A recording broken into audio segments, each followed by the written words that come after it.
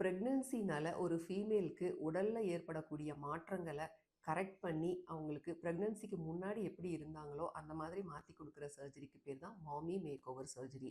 பிரெக்னன்சினால மெயினா நம்மளுக்கு ஃபீமேல்ஸ்க்கு அஃபெக்ட் ஆகக்கூடிய இடம் வந்து வயிறு தான். வயிறு வந்து டெலிவரிக்கு அப்புறம் ரொம்ப டைட் ஆகாம, லூஸா பெருசாவே நின்ற வாய்ப்பு இருக்கு. இத வந்து நம்ம நல்லா டைட் பண்ணி எக்ஸஸ் ஸ்கின் அண்ட் ஃபேட் எல்லாம் ரிமூவ் பண்ணி குடுக்குற சர்ஜரிக்கு பேரு தான் டம்மி டர்க் சர்ஜரி அல்லது அப்டாமினோபிளாஸ்டி அப்படின்னு சொல்றோம். அதே மாரி பிரஸ்ட் பார்த்தீங்கன்னா, டெலிவரிக்கு அப்புறம் அவங்களுக்கு சின்னதாவும், சாகியாவும் ஆயிடுச்சுன்னு சொல்லுவாங்க. இதுக்கு வந்து நம்ம கரெக்ட் பண்ற சர்ஜரிக்கு பேரு பிரஸ்ட் லிஃப்ட் சர்ஜரின்னு சொல்லுவோம். அதே மாரி பிரஸ்ட்ட பெருசு பண்றதுக்கு பிரஸ்ட் ஆக்மென்டேஷனும் நம்ம பண்ணலாம். இன்னொன்னு பார்த்தீங்கன்னா, நம்ம டெலிவரி ஆகும்போது நார்மல் டெலிவரியா இருந்ததுன்னா, வெஜைனா வந்து அவங்களுக்கு ரொம்ப லூஸ் ஆயி போக வாய்ப்பு இருக்கு. இந்த லூஸான வெஜைனாவ கரெக்ட் பண்ற ப்ரொசீஜருக்கு பேரு வெஜினல் டைட்டனிங் சர்ஜரி. அது மட்டும் இல்லாம ஒரு சிலருக்கு வந்து அந்த லேபியான்னு சொல்லுவாங்க. அதுல வந்து ஹைப்பர்ட்ரோஃபி ஆயி டெலிவரிக்கு அப்புறம் ரொம்ப டிஷ்யூஸ் வந்து லூஸா இருக்க வாய்ப்பு இருக்கு. அதையும் நம்ம கரெக்ட் பண்ற சர்ஜரிக்கு பேரு லேபியாபிளாஸ்டி அப்படிங்கிறது.